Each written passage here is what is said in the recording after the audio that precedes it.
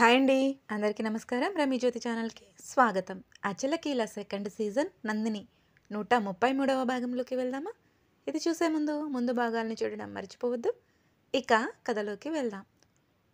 కానీ ఇప్పుడు అమలకు కూడా నవీన్ గురించి ఏమీ తెలియదు అని అనడంతో తమ సమస్య ఇంకా పూర్తిగా తొలగిపోలేదని అర్థమైంది నందినికి. ఎవరికీ తెలియకుండా ఎక్కడ ఉన్నాడు? ఎలాంటి కుట్రలు పన్నుతున్నాడు? అని అనుకుని నళిని వైపుకు చూసింది నందిని. నళిని మొహంలో కూడా కంగారు కనిపించింది. నందిని బ్రుకిటి ముడిపడింది. ఏంటి నళిని, మొహం ఎందుకు అలా పెట్టేశావు? మళ్ళీ మొదటికి వచ్చావా ఏంటి అని అడిగింది నందిని. ఏంటక్కా, దేని గురించి అంటున్నావు అంటూ సర్దుకుంటూ అడిగింది నళిని. ఇప్పటిదాకా అంత ధైర్యంగా ఉన్నావు. నీ వీడియోని నువ్వే నలుగురి ముందు చూపించడానికి ఎలాంటి సిగ్గు భయం లేకుండా ప్రవర్తించావు. అలాంటిది నవీన్ పేరు ఎత్తగానే మళ్ళీ ఎందుకు భయపడుతున్నావు? ఒకవేళ వాడు ఏదైనా చేయాలనుకున్నా ఇంతకు మించి ఏమీ చేయలేడు కదా. అలాంటప్పుడు దేనికోసం నీ కంగారు అంటూ తన అనుమానం వ్యక్తం చేసింది నందిని. అదేం లేదు అక్క, ఇంకా అలాంటి భయం ఏమీ లేదు. అతడు నన్ను ఏమో చేస్తాడు అన్న భయం అస్సలే లేదు. మళ్ళీ నా కోసం నువ్వు ఎలాంటి ఇబ్బందులు పడకుండా ఉంటే చాలు. అయినా వాడు తప్పించుకున్నా ఎక్కడికైనా వెళ్ళినా ఏం చేస్తాడు ఇంతకు మించి? మీరు ఎవరూ అతని గురించి ఆలోచించకండి, ఇక వదిలేయండి. ఈరోజు మనం పండగ చేసుకోవాలి అంటూ నందిని చేయి పట్టుకుని కేక్ దగ్గరికి లాక్కెళ్ళి ఒక ముక్క తీసి నందిని నోట్లో పెట్టింది.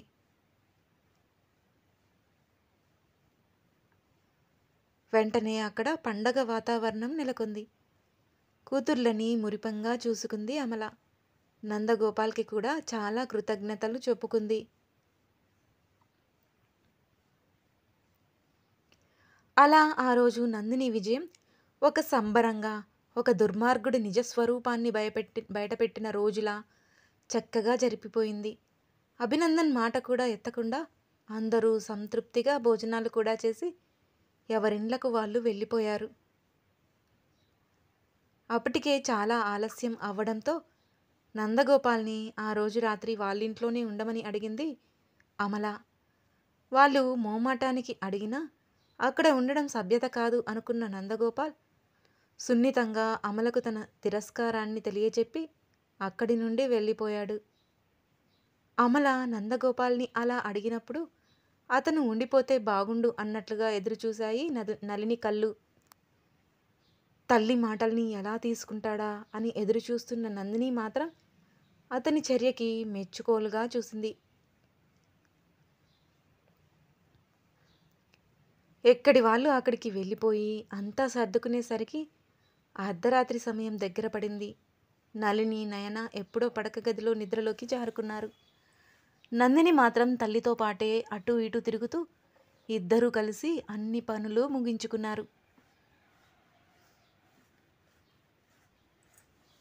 హాల్లో చాపపరుచుకుని పడుకున్నారు ఇద్దరు కూడా. అమల వైపుకు తిరిగి నడుము చుట్టూ చేతులు వేసి, చాలా థ్యాంక్స్ అమ్మా అని అంది నందిని. ఇంకెప్పుడు ఇలా చేయకు నందు అని అంది అమల నొచ్చుకున్నట్లుగా. దేని గురించి అమ్మా అంది నందిని. నువ్వు పడ్డ కష్టాల గురించి. నాకు కష్టం కలిగిన నాడు చెప్పుకోవడానికి అమ్మ ఉన్నా ఎలాంటి సహాయం చేయలేని నిస్సహాయురాలు. కొన్నాళ్ళకే నాకు ఆ విషయం అర్థమై ఇక చెప్పుకోవడమే మానేశాను. ఏ కష్టమైనా నాలో నేను భరిస్తూ నలిగిపోయాను. ఒక మనిషికి బాధ అయినా సంతోషమైనా చెప్పుకునే ఒక తోడు లేనప్పుడు ఆ మనసు పడే నరకం ఏంటో నాకు బాగా తెలుసు. అలాంటిది అన్నీ నేనై నీకు ఉన్నప్పుడు ఎందుకు నువ్వు అనుభవించావు నందు? ఈ విషయం నాకు ఏనాడో తెలిసి ఉంటే ఇంత దాకా వచ్చేది కాదు. ఇన్ని కష్టాలు నువ్వు అనుభవించేదానివి కాదు. నేను అనేదాన్ని ఒకదాన్ని ఉండి కూడా నువ్వు ఇన్ని పడ్డావంటే నాకు ఎంత బాధగా ఉంటుందో తెలుసా నందు? అందుకే చెప్తున్నా, ఇక ముందైనా సరే గుర్తుపెట్టుకో. నీ కష్టమైనా సంతోషమైనా ఏదైనా పంచుకోవడానికి ఒక తోడు దొరికే వరకు అమ్మతో పంచుకోవడానికి సందేహించకు. ఒకవేళ నువ్వు మళ్ళీ ఇలాగే చేస్తే అమ్మగా కూడా నేను ఓడిపోయినట్లు గుర్తుపెట్టుకో అంది అమల చాలా ఉద్వేగంగా.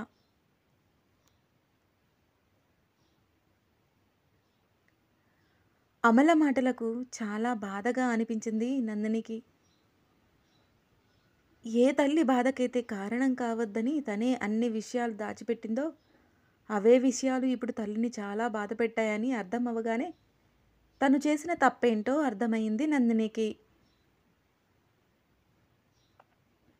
సారీ అమ్మా, ఇంకెప్పుడు ఎలాంటి విషయం నీ దగ్గర దాచిపెట్టనని మాట ఇస్తున్నా. ఇప్పుడు మాత్రం నేను చేసిన దానికి నువ్వు బాధపడొద్దు. నేను పడ్డ కష్టాన్ని మళ్ళీ మళ్ళీ తలుచుకోవద్దు. అది జరిగిపోయింది. ఇంకెప్పుడు కూడా ఎవరికీ నన్ను బాధపెట్టే అవకాశం ఇవ్వను. అలాంటి సందర్భం వస్తే అది ముందు నీకే చెప్తాను అని అంది నందిని. నందిని చెయ్యి తీసుకుని ముద్దు పెడుతూ, చెల్లికి నువ్వు ఇచ్చిన ధైర్యం ఉంది చూశావు, నాకు చాలా గర్వంగా అనిపించింది నందిని. నేను అనుకున్నది సాధించినట్లుగా అనిపించింది. నిన్ను ధైర్యంగా పెంచితే చాలు, వాళ్ళు కూడా నీ దారిలోనే వస్తారు అని అనుకున్న నా ఆలోచన నిజమైందని ఈరోజు నళిని తన మాటల్లో రుజువు చేసింది. ఎంత పరిపక్వతతో చూసావా తన మాటల్లో. తనను అలా చూస్తుంటే ఇక నయన గురించి కూడా ఎలాంటి బెంగ పెట్టుకోవాల్సిన అవసరం లేదని అనిపించింది. నిజంగా మీరు ముగ్గురు నా బంగారాలు అని అంది అమల.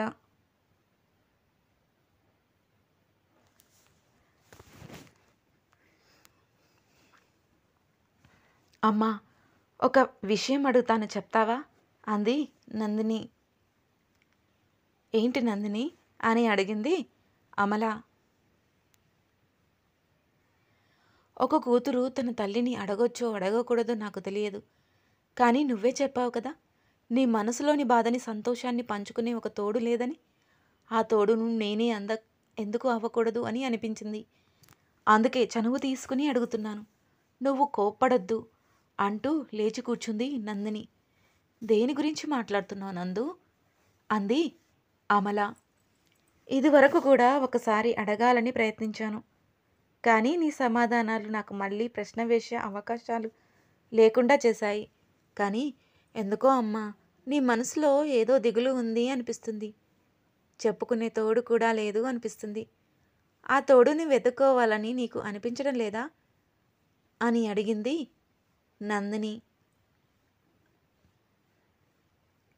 ఇంతకు మునుపు చెప్పాను కదా నందిని, నాకు అలాంటి ఆలోచన ఎప్పుడూ రాలేదు అంది అమల. ఇన్నాళ్ళు చెల్లెలు నేను నీ దగ్గరే ఉండి మమ్మల్ని చూసుకుంటూ నీ ఒంటరితనం నీకు గుర్తు రాలేదేమో, కానీ నా పెళ్ళైన దగ్గర నుంచి ఒక్కదానివి ఉంటున్నావు కదా, ఒక తోడు కావాలని అనిపించలేదా మళ్ళీ అడిగింది నందిని. కొనసాగుతుంది. మరొక భాగాన్ని కూడా ఇక్కడే కలుపుతున్నాను, గమనించగలరు. 134వ భాగంలోకి వెళ్దామా?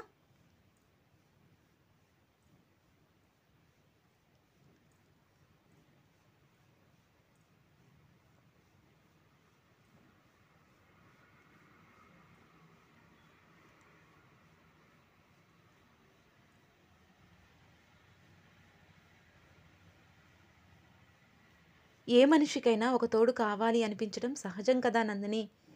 నేను మాత్రం మినహాయింపు ఎలా అవుతాను? కాకపోతే ఒంటరితనం అలవాటు అయింది. అటువైపుగా ఆలోచనలు సాగే అవకాశం నా మనసుకు నేను ఇవ్వడం లేదు అంతే అని అంది అమల. నువ్వు ఎవరినైనా ప్రేమించావా అమ్మా?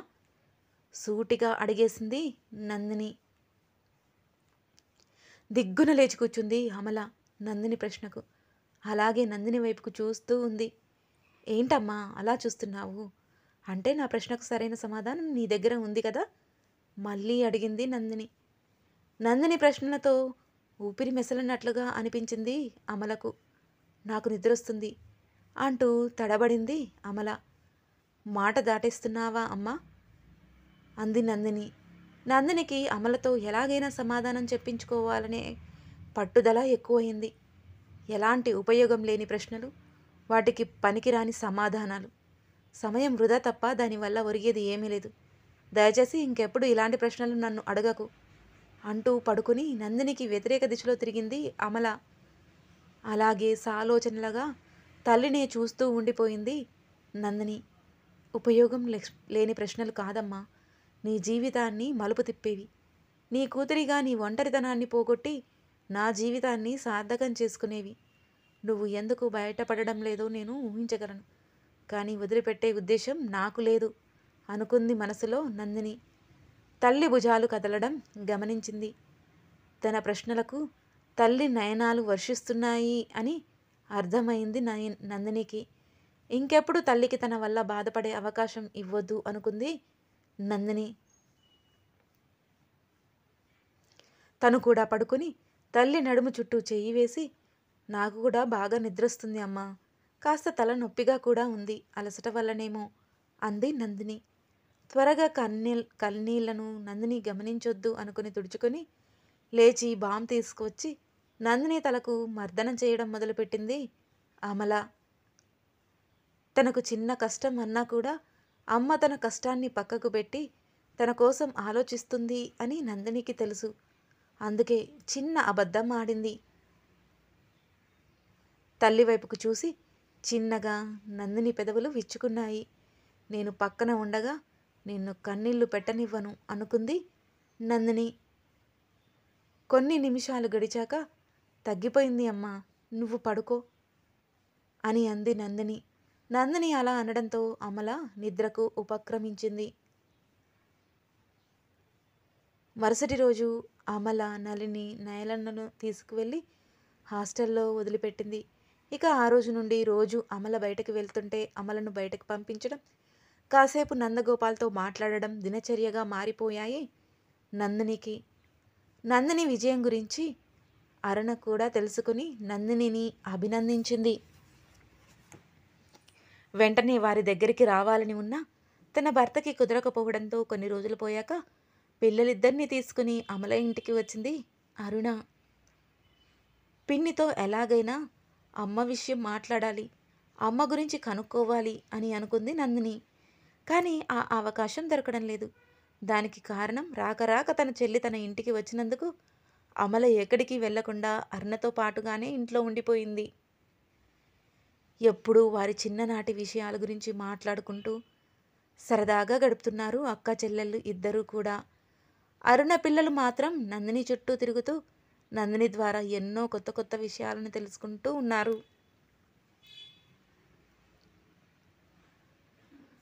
ఆ రోజు అమల అరుణ ఇద్దరూ మాట్లాడుకుంటూ ఉంటే పిల్లలతో కలిసి వాళ్ళకి ఏదో టాస్క్ ఇస్తూ వాళ్ళతో గడుపుతూ ఉంది నందిని.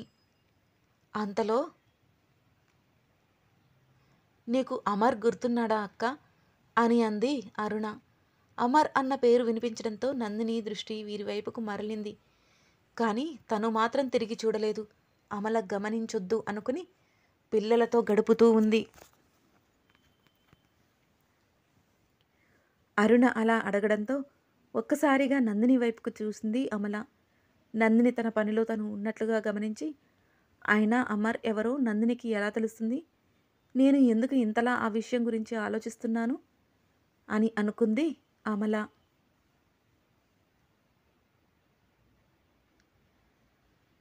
అన్ని విషయాలు మాట్లాడినట్టుగానే అమర విషయం మాట్లాడుతున్నాను అంతే కదా, దానికోసం నేను ఎందుకు కంగారు పడడం అని అనుకొని,